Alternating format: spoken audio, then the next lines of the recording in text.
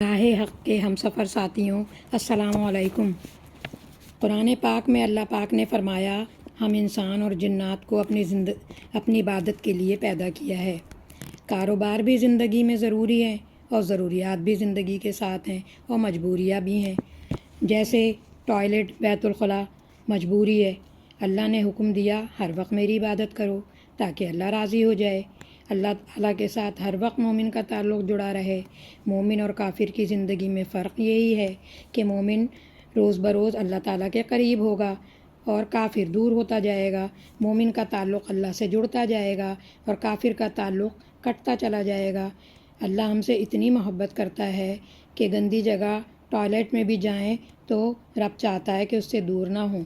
سرور کونین صلی اللہ علیہ وسلم والی مسنون زندگی گزاریں گے تو ہر گھڑی عبادت میں رہیں گے۔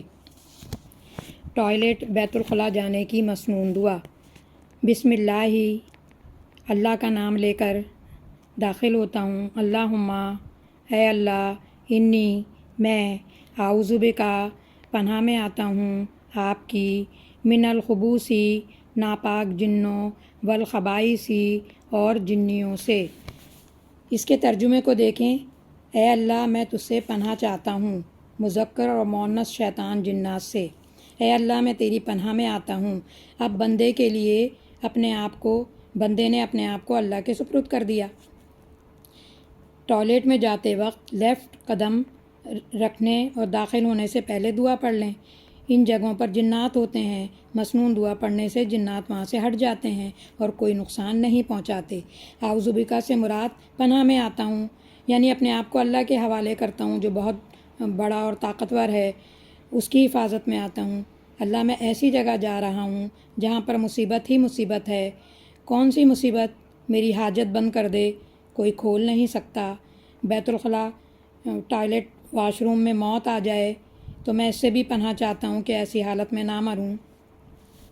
میڈیکل بتاتی ہے کہ ہر گندگی کی جگہ پر جراثیم ہوتے ہیں، جنات، شیاطین وہاں رہتے ہیں۔ خواہ ہم نے اس کو کتنا ہی صاف کر رکھا ہو، خوبصورت نظام بنا رکھا ہو، بڑے واش روم بنا رکھے ہیں، جو اللہ کو وقت نہیں دیتے ان کا زیادہ وقت اور زیادہ مال ایسی جگہ لگ جاتا ہے جہاں زیادہ وقت اور زیادہ مال لگانا ضروری نہیں، جیسے بڑے بڑے لگژری باتھ روم۔ جب ہم ٹوائلٹ میں داخل ہوتے ہیں تو رحمت کے فرشتے باہر رک جاتے ہیں اور اندر جو ہیں وہ شیطان جنات ہوتے ہیں۔ مسنون دعا پڑھنے سے جنات، شیاطین ہمارے درمیان پردہ آ جاتا ہے اور انسان کے سطر کو جنات کھلا نہیں دیکھ سکتے، اور اگر دعا نہیں پڑھتے تو ان کو سطر کھلا نظر آتا ہے اور وہ ان کی شرمگاہوں سے کھیلتے ہیں، ان میں خواہش گناہ جو ہے وہ پیدا کر دیتے ہیں۔ واش روم میں اللہ کے تعلق کے ساتھ جائیں، یعنی آپ صلی اللہ علیہ وسلم کے طریقے سے جائیں تو اللہ ہمیں کتنی بڑی بڑی مصیبتوں سے بچا دے گا۔